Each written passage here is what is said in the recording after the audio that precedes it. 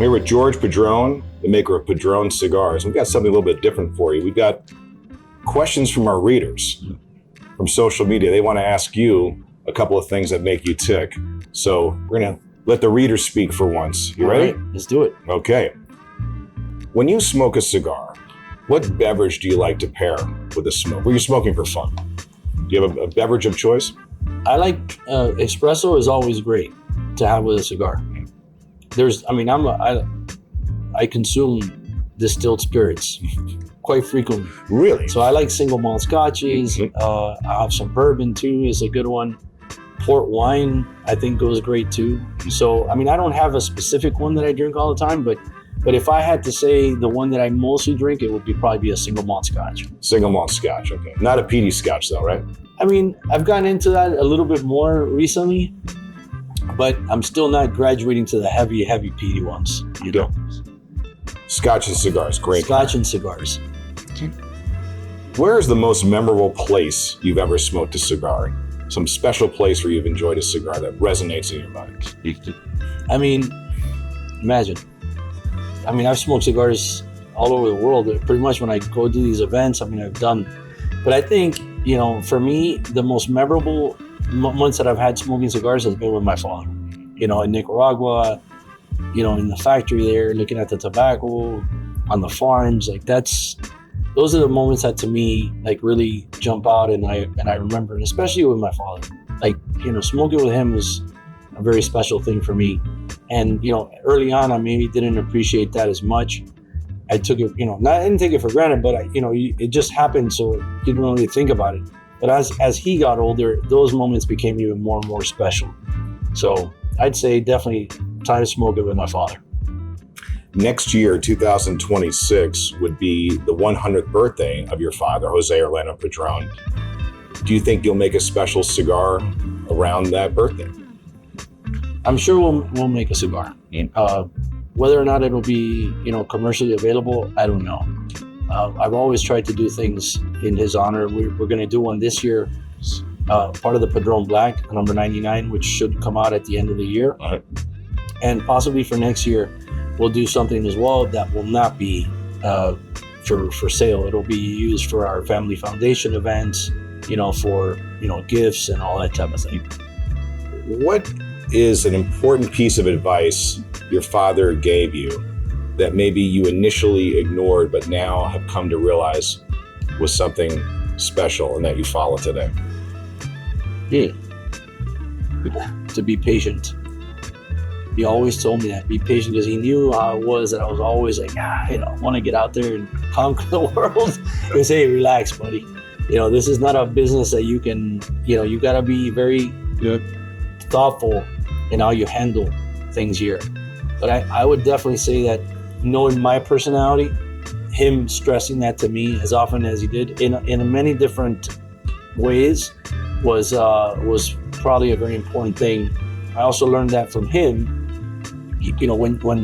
When you have to go through what he went through, you have to be patient, right? Because you want to get from point A to B as quickly as you can, but that's not possible because you either don't have the resources, you don't have the finances, whatever it may be.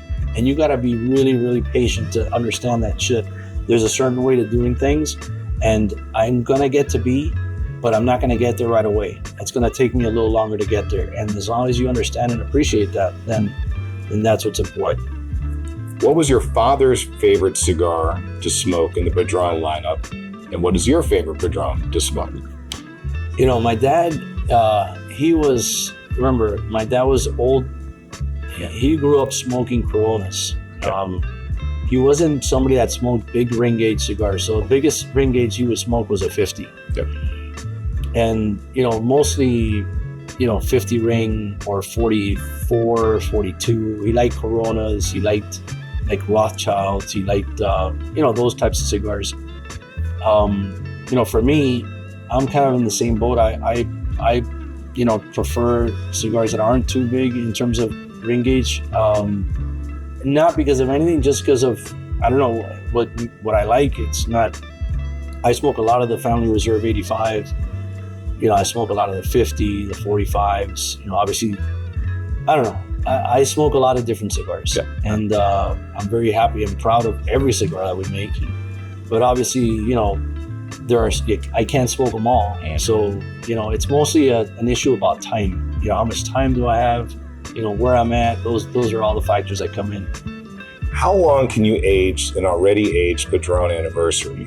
One reader says he's already sitting on some 50th red cigars from the original Humidor that was actually signed by both you and it was signed by you and your father. So there's a collector who's got some of these 50s from the Humidor, wants to know how you feel about aging those even farther. I mean, I think you have to start off with a great product. If you don't start off with a great product, it's not going to get better. It'll get better if the tobacco is good tobacco. Obviously, aging doesn't hurt the cigar, but when you have cigars like ours that are heavy, the tobaccos that we use are heavy tobaccos. As a matter of fact, yesterday I was speaking to a gentleman at an event I was at, and he was telling me that he smoked at that event last night a Millennium. So this cigar is at least 25 years old. It could be 26, 27 years old. And he was I asked him, what did you think of the cigar? He goes, no, the cigar was perfect. It hadn't lost anything. And the only way that you can have that situation is if you started off with a great product that had great tobacco. Because if not, it could probably lose some of that. I don't know. I'm used to smoking a certain type of cigar, and I like to taste tobacco when I'm smoking a cigar. So sometimes I've tasted cigars, not of ours, but other cigars that are older cigars. To me, they don't taste like anything. They just kind of lose a little bit of that flavor. So you've always said your cigars are ready to smoke, right? When our cigars are ready to smoke the minute they head out of my office, and when they're made. But I know the type of tobaccos that we're using, and I know that they're never going to lose that taste profile. They'll get better. So, I mean, I say that the gentleman that's holding onto that box of reds, those cigars were made, over 10 years ago. So those cigars, I guarantee you, are going to be fantastic. Oh, fantastic.